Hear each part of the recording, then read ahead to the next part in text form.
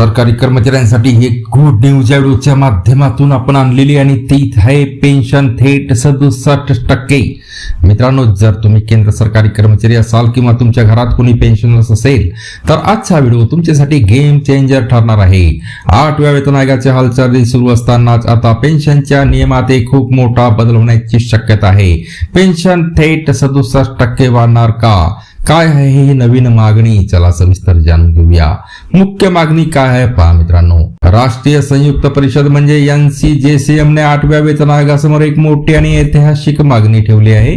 सध्याच्या नियमानुसार निवृत्तीनंतर कर्मचाऱ्याला त्याच्या शेवटच्या पगाराच्या 50% रक्कम पेन्शन म्हणून मिळते, पण कर्मचारी संघटनेची मागणी आहे की वाढती महागाई पाहता ही पेन्शन थेट 67% करण्यात यावी। फक्त एवढंच नाही तर कर्मचाऱ्याच्या मागील 10 महिन्याच्या सरासरी वेतनाचा हिशोब करून जी रक्कम जास्त असेल ती पेन्शन म्हणून दिली जावी अशी ही मागणी आहे। दर 5 वर्षांनी अतिरिक्त 5% पेन्शन।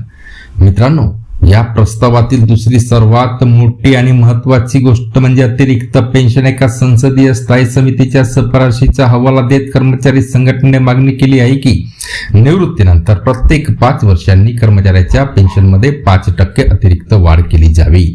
या मागचं कारण अतिशय भावनिक आणि व्यावहारिक आहे। वाढत्या वयासोबत कर्मचाऱ्यांच्या वैद्यकीय खर्च आणि इतर गरजा वाढतात, त्यामुळे वयाच्या 5, 70व्या आणि 75व्या वर्षी ही 5% वाढ मिळायलाच हवी। निवृत्त कर्मचाऱ्यांना कोणावरही अवलंबून न राहता सन्मानजनक जीवन जगता येईल। मित्रांनो, 8व्या वेतन आयोगाच्या अंमलबजावणीपूर्वी जर सरकारने ही 67% पेन्शनची मागणी मान्य केली तर देशातील लाखो पेन्शनर्सचा खिस्सा गरम होणार आहे आणि त्यांचे भविष्य अधिक सुरक्षित होणार आहे। तुम्हाला काय वाटते? सरकारने कर्मचाऱ्यांची ही 67% पेन्शनची मागणी मान्य करायला हवी का? तुम्हाला वाटत असेल तर व्हिडिओला लाईक करा आणि हा व्हिडिओ आपल्या मित्रपरिवाराला शेअर करा आणि सरकारी कर्मचाऱ्यांच्या अशा ताज्या अपडेट्ससाठी आमच्या चॅनलला सबस्क्राईब करायला विसरू नका। धन्यवाद।